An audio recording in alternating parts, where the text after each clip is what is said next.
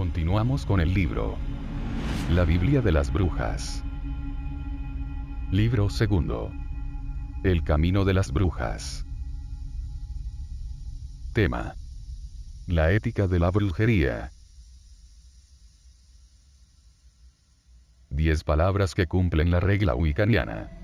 Mientras no hagas daño a nadie, haz lo que quieras. El Wicca es un credo gozoso, pero también es social y ecológicamente responsable. Quienes profesan la brujería disfrutan del mundo y de su compromiso con él, a todos los niveles. Disfrutan de sus propias mentes, de sus propias psiques, de sus propios cuerpos, de sus sentidos y sus sensibilidades. Y disfrutan relacionándose, en todos estos planos, con sus criaturas compañeras, humanas, animales y vegetales, y con la tierra misma. Más que restrictiva, la ética wiccaniana es positiva. La moralidad de la brujería está mucho más interesada en, bendito sea el que no harás. El brujo piensa que los excesos del ascetismo masoquista por un lado, y el burdo materialismo por otro, son dos caras de la misma moneda, porque ambos distorsionan la totalidad humana, rechazando uno más de sus niveles.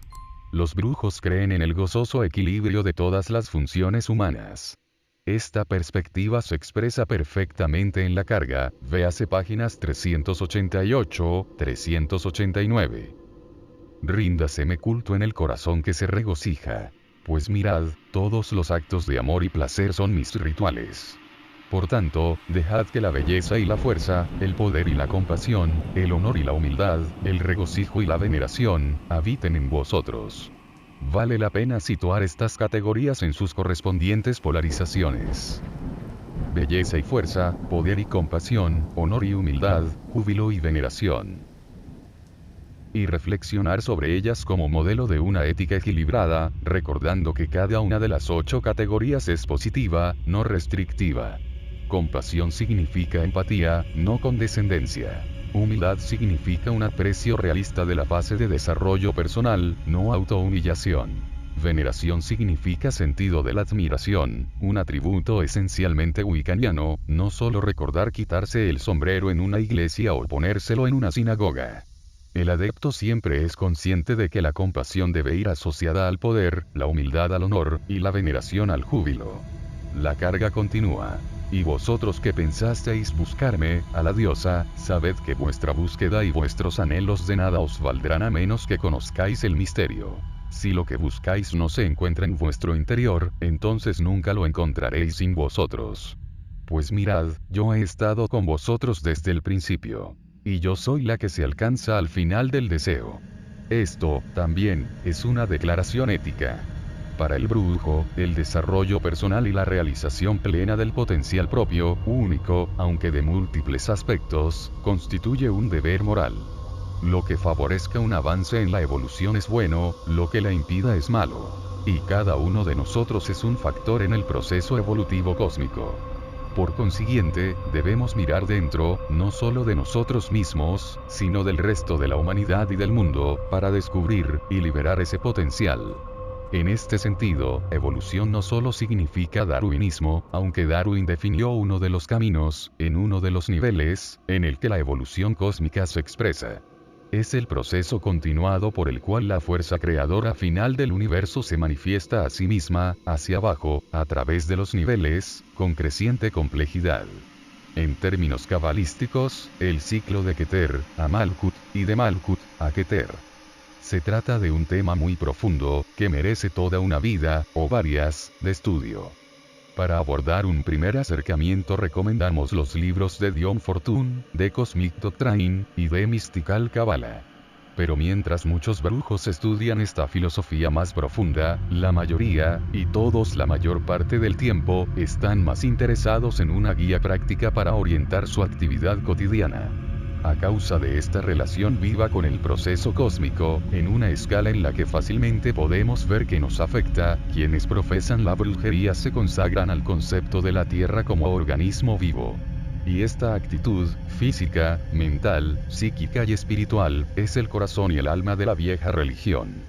La Madre Tierra es concebida precisamente como tal. Ella nos da el ser, nos alimenta y hace posible nuestra vida, a todos los niveles, desde el simplemente biológico al increíblemente creativo, nos recompensa cuando la amamos inteligentemente, se venga cuando abusamos de ella y reabsorbe nuestros componentes materiales cuando morimos. Ella nos recuerda que todas las criaturas vivientes son nuestros hermanos, diferentes, pero hijos emparentados del mismo útero. El concepto de la Madre Tierra puede contemplarse de muchas maneras, desde la científicamente sofisticada teoría de la hipótesis de Gaia, al culto que se le rendía como diosa. Es cierto que muchos brujos consideran la hipótesis de Gaia como una prueba de la validez de su propia vinculación inmemorial con la diosa. Como hemos señalado en el capítulo 11, la inteligente vanguardia de la ciencia moderna cada vez se acerca más a muchos de los conceptos que los brujos y los ocultistas siempre han mantenido. Y los brujos contemplan este proceso con satisfacción y simpatía, aunque con una ocasional sonrisa irónica también. Que los conceptos del dios y de la diosa son emocional y psíquicamente necesarios a la humanidad, y un acercamiento justificado a la realidad, se argumentará en el capítulo 14, mito, ritual y simbolismo.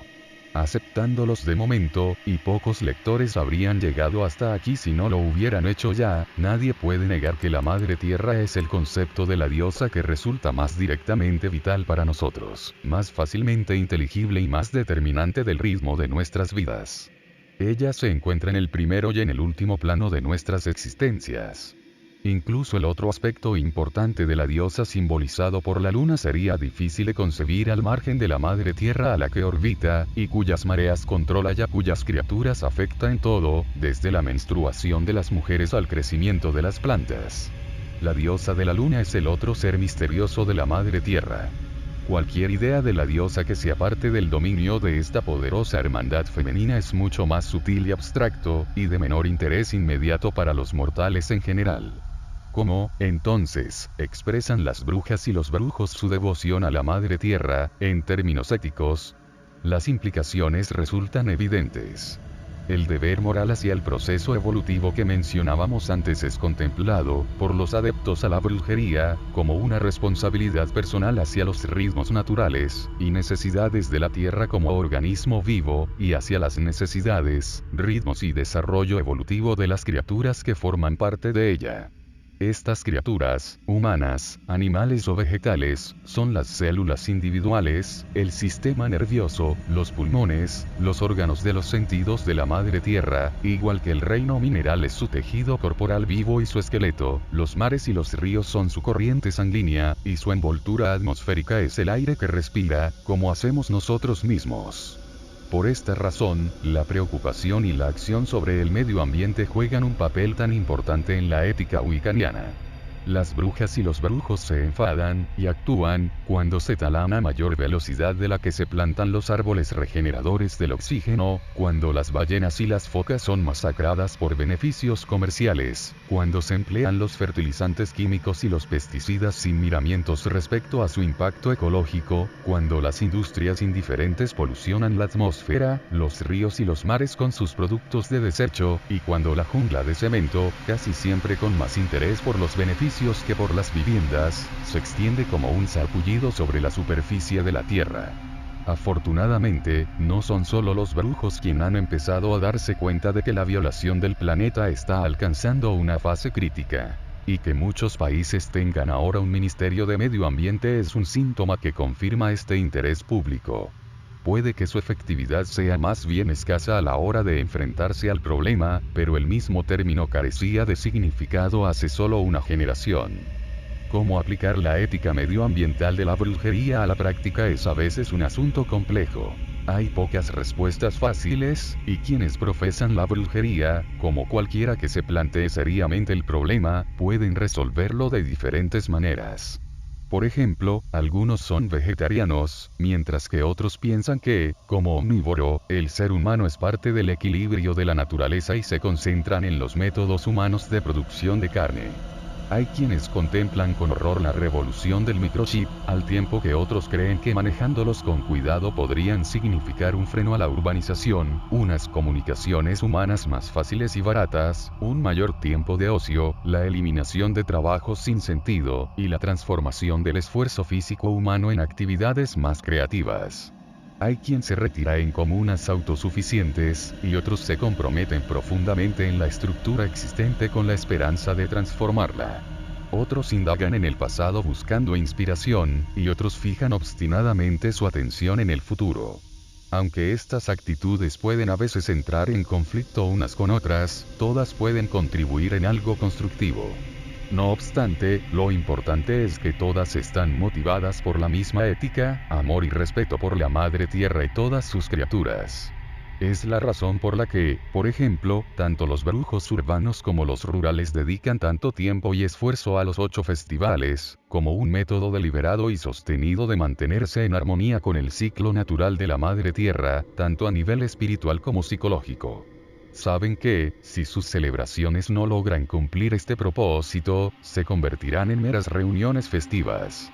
Es también una de las razones por las que el herbalismo juega un papel tan importante en la práctica wiccaniana.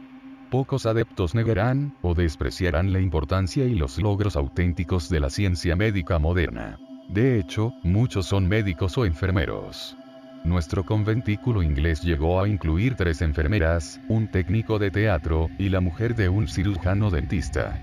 Pero totalmente al margen de la tradición, las brujas expertas en hierbas fueron las encargadas de sanar a la gente de los pueblos, cuando la mayoría de los médicos eran ignorantes curanderos. Los adeptos a la brujería practican el herbalismo porque sus estudios les han puesto en contacto directo con la flora natural de la tierra, literalmente, desde las raíces. Hay muy pocas disciplinas que tan exhaustivamente observen y comprendan el medio natural que nos rodea como estudiar, buscar y utilizar las hierbas. Además, hemos descubierto que muchos doctores aceptan y respetan a los herbalistas bien informados, con tal de que no traten irresponsablemente los síntomas ignorando las causas. Cuando alguien acude a nosotros para curarse, ya sea con hierbas o psíquicamente, nuestra primera pregunta es siempre, ¿ha ido a ver a su médico? ¿Qué le ha dicho? Si el paciente no ha acudido al médico, por miedo, prejuicio o superstición, le urgimos a que lo haga enseguida. Y si lo ha hecho, tenemos que saber el tratamiento del médico para estar seguros de que cualquier ayuda que le proporcionemos no entre en conflicto con aquel. Se trata de un terreno muy delicado, en el que hay que adentrarse con conocimiento. Las brujas y los brujos deberán ser los aliados del médico y no sus rivales. La mayoría de los médicos se dedican a curar, y vale la pena recordar que gran parte de ellos, además de sus conocimientos adquiridos, poseen un don innato de naturaleza psíquica que es lo que les conduce a la profesión en primer lugar.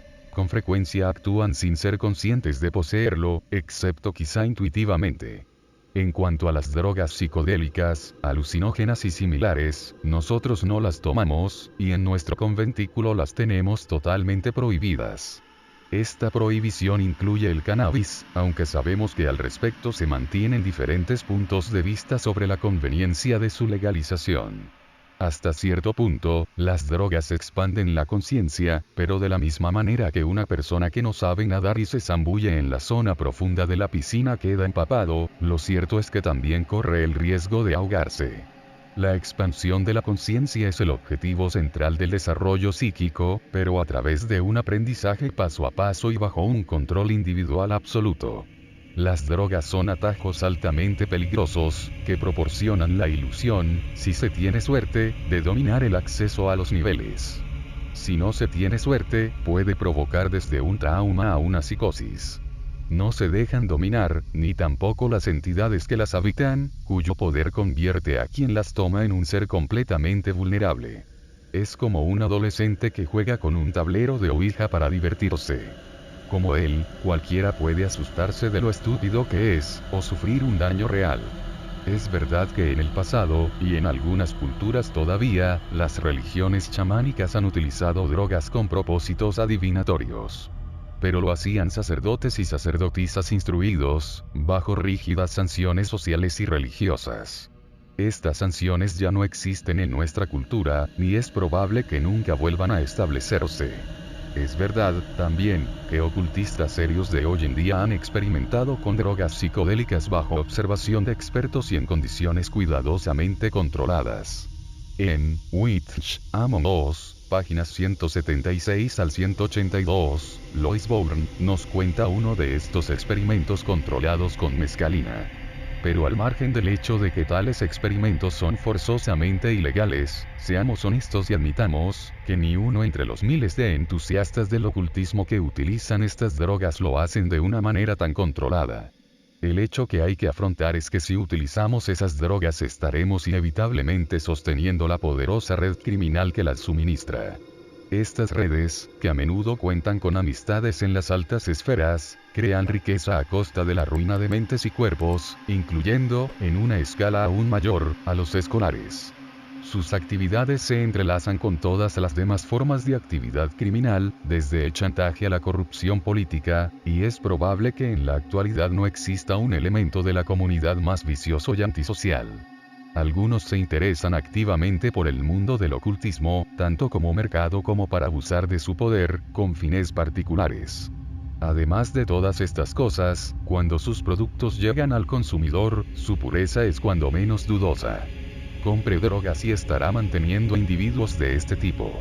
Incluso si preparamos nuestros propios alucinógenos para uso personal, como la manita muscaria, se corren graves riesgos físicos y psicológicos, y la propia psique estará intentando recorrer un peligroso atajo, en la ilusión de que se controlan los niveles. Las brujas y los brujos prudentes dejan en paz las drogas y alcanzan su expansión de la conciencia por el camino más difícil, el único que existe, ya sea corto o largo. Reiterar aquí los códigos éticos básicos, normales, que son comunes a todos los cristianos, judíos, musulmanes, hindúes, budistas, paganos, ateos, o lo que sea, decentes. O insistir en las reglas de respeto hacia los vecinos, la responsabilidad cívica, los cuidados familiares, la sinceridad y la honestidad, el interés por los desfavorecidos, etc., sería desperdiciar las palabras. Se trata de estándares fundamentales humanos que la gran mayoría reconoce y trata con éxito desigual de cumplir. No hace falta decir que quienes profesan la brujería hacen lo mismo. Lo que nos interesa aquí son las reglas de conducta que son específicas de los brujos, o en las que hacen especial hincapié, a causa de la naturaleza de su filosofía y sus actividades. Quizá la más importante sea la magia. Si usted tiene la intención de desarrollar sus capacidades psíquicas, estará despertando una facultad, gracias a la cual podrá influir en otras personas, con o sin su conocimiento. Podrá obtener información de forma que ellos no se lo esperen o lo permitan. Podrá mejorar su energía vital, o minarla, y podrá ayudar a los demás, o hacerles daño. En consecuencia, estará asumiendo una gran responsabilidad, que exige la asunción de un conjunto de reglas. Y estas reglas son de la mayor importancia, porque con mucha frecuencia solo usted sabrá si está cumpliéndolas honestamente. La observancia o no observancia de estas reglas es precisamente lo que distingue la práctica de la magia blanca de la negra. Todas estas reglas se resumen en la frase: si no hace daño a nadie. Un brujo nunca debe usar sus poderes de manera que puedan causar daño a nadie, ni siquiera asustarle con amenazas. Otra regla wiccaniana dice: nunca alardees, nunca amenaces, nunca digas que desearías el mal de nadie. Existen dos situaciones en las que, a primera vista, parecería que cumplir la regla de no hacer daño significaría dejar que un malhechor quedase libre, o dejar de defenderse ante un ataque. Aún así, hay una forma inaceptable de hacer frente a estos problemas. Si se sabe que alguien está haciendo el mal y dañando a otros, los brujos y las brujas están totalmente justificados para detenerle. El método utilizado es la operación mágica conocida como atado, que se describe en el capítulo 22, páginas 316 al 319. El verdadero objetivo concreto de un encantamiento de ligadura consiste en anular el poder de las acciones malignas, no dañar o castigar al malhechor. El castigo se puede dejar a los señores del karma. El encantamiento es contra el hecho, no contra quien lo comete, y funciona. La segunda situación es la de defensa frente a un deliberado ataque psíquico. La mayor parte de los adeptos a la brujería y conventículos blancos, los conocen bien. Sus actividades pueden despertar envidia o resentimientos en los que practican la magia negra, sobre todo, cuando son reclamados para rescatar a sus víctimas. También ocurre cuando un miembro ha tenido que ser expulsado de un conventículo blanco por razones de peso, lo que afortunadamente es raro, pero a veces inevitable. Lo más probable es que la bruja o el brujo expulsado exprese su resentimiento desenfrenándose psíquicamente. Naturalmente, cualquier conventículo eficiente se hace cargo rápidamente de tal agresión en el plano astral. Por supuesto, también puede utilizarse aquí un encantamiento de atado, pero a veces uno se da cuenta de un ataque astral sin estar seguro de su fuente, o la fuente puede proceder de un grupo, cuyo encantamiento tendría que ser más complicado, a causa de que los atados efectivos dependen de una visualización nítida de las personas que están siendo atadas. Los mejores y más poderosos medios de defensa, cuando uno se encuentra ante un ataque individual o de grupo, es confiar en el efecto boomerang. Se trata del principio, comprobado una y otra vez, según el cual el ataque psíquico que se enfrenta a una defensa más fuerte, rebota 3 veces sobre el atacante. Así, el remedio consiste en erigir fuertes defensas psíquicas, véase capítulo 9, al tiempo que, deliberadamente, no se contraataca. Se invoca al dios o a la diosa, con la firme convicción de que son más poderosos que cualquier mal que pueda dirigirse en su contra.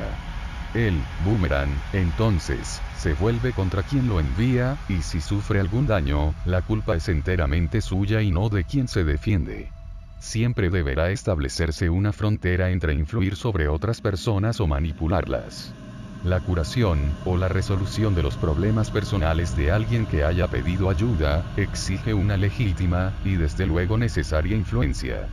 La manipulación, en el sentido de interferir el derecho personal a decidir y escoger, no. Para aclarar todavía más la cuestión, tomemos el ejemplo de un encantamiento de amor, popularmente se cree que constituyen la principal mercancía comercial de la brujería. Utilizar medios mágicos para obligar a enamorarse de B, haciendo caso omiso de sus inclinaciones naturales, supone un grave error, y si la intención prospera, es probable que termine resultando desastroso tanto para A, como para B. Tales peticiones pueden llegar a ser incluso más insensibles. Una vez nos llamó un hombre sin referencias, y nos ofreció dinero por utilizar la magia para conseguir a una joven que le gustaba y se acostara con él, solo por una noche. Colgó muy enfadado cuando le dijimos lo que podía hacer con su dinero.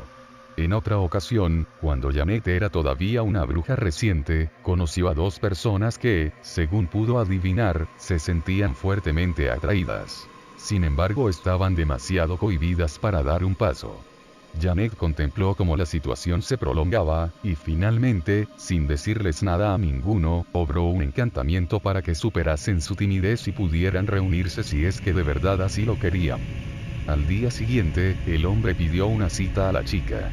De aquello hace 12 años. En la actualidad, y acompañados por 3 deliciosos niños, se ocupan en vivir felices para siempre. Aquel encantamiento de amor fue perfectamente legítimo y útil. No consistió en una manipulación, sino en la eliminación de obstáculos que impedían un desarrollo natural en sí mismo. Y cumplía esa clase de condición que todo adepto a la brujería de principios incluye en sus encantamientos si hay alguna duda.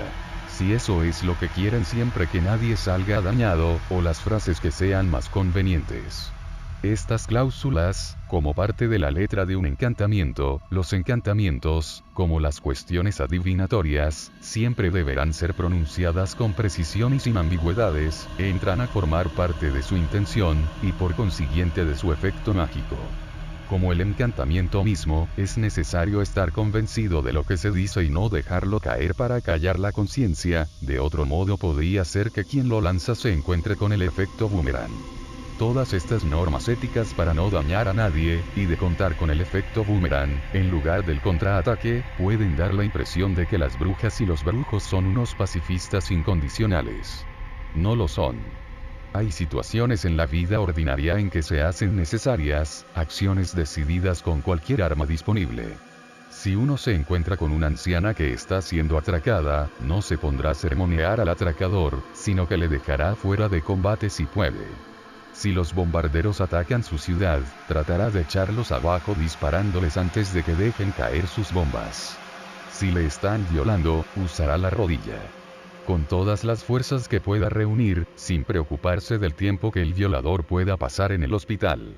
Poner la otra mejilla está muy bien, pero incluso Jesús utilizó la fuerza cuando expulsó a los mercaderes del templo con un látigo de cordones. Ellos se lo buscaron, y lo consiguieron, sin que tuvieran que responder ante nadie más. En la esfera de la magia pueden surgir situaciones parecidas, cuando hay que actuar sin ningún tipo de contemplaciones y tomar una decisión rápidamente. Pero como en la vida normal, un brujo bien instruido y escrupuloso sabe que tendrá que responsabilizarse de su decisión, y vivir con las consecuencias. Vivir con las consecuencias de no haber actuado, cuando la ocasión exigía tomar las cartas en el asunto, podría ser incluso más serio. La ley dice: nunca aceptes dinero por el uso del arte, pues el dinero mancha a quien lo toma. Es un principio universal entre quienes profesamos la brujería blanca, no recibir dinero por trabajos mágicos. Aceptar honorarios mancha a quien los recibe, y a pesar de hacerlo con la mejor voluntad del mundo, alienta una tendencia subconsciente a hacer teatro, y a producir resultados que causen impresión, con un simple y displicente movimiento de dedos. Se empieza llamando a un cliente para más sesiones de las que son estrictamente necesarias, y en breve se aceptan encargos que no son exactamente negros, sino solo un poco grises. Y así sucesivamente. Más de un brujo, o medium espiritista que han llegado a esta situación, han terminado por descubrir cómo sus auténticos poderes originales se desvanecían después de hacerse profesionales, porque han corrompido su sinceridad y su juicio. Sin embargo, generalmente se acepta que se pueden recibir honorarios por trabajos tales como leer las cartas del tarot. Se trata de consultas, no operaciones, y dependen de la intuición más que de la magia en un sentido estricto. La tentación de hacer un show resulta escasa, y fácil de resistir por un lector de cartas del tarot honesto. Y pedir unos honorarios razonables, recorta el número de visitantes a quienes solo mueve la curiosidad, pues en caso contrario pueden convertirse en un serio problema de agobio, y pérdida de tiempo desde el momento en que la reputación se extiende. Janet tuvo que renunciar a las lecturas de cartas del tarot, por estas mismas razones. Conocemos a varios lectores de cartas del tarot buenos y escrupulosos, que lo hacen a cambio de una vida modesta, y los hemos recomendado sin vacilar. Pero nunca hemos conocido a una bruja o un mago que cobrase por sus trabajos mágicos, y retuviese su integridad. Los artesanos profesionales que suministran las necesidades de los brujos o los ocultistas son, naturalmente, otra cuestión. Conocemos y tenemos tratos con varios artesanos del metal, fabricantes de incienso, joyeros y demás artífices de esta categoría y, al menos de uno, seguimos manteniendo que cobra muy poco por sus maravillosos trabajos. Después de todo, a nosotros nos pagan por nuestros libros, aunque difícilmente vamos a hacernos ricos con ellos. Incluso dentro del conventículo, si algún experto entusiasta fabrica las herramientas de otros miembros por el placer de hacerlas, todos insistimos en pagar las materias primas.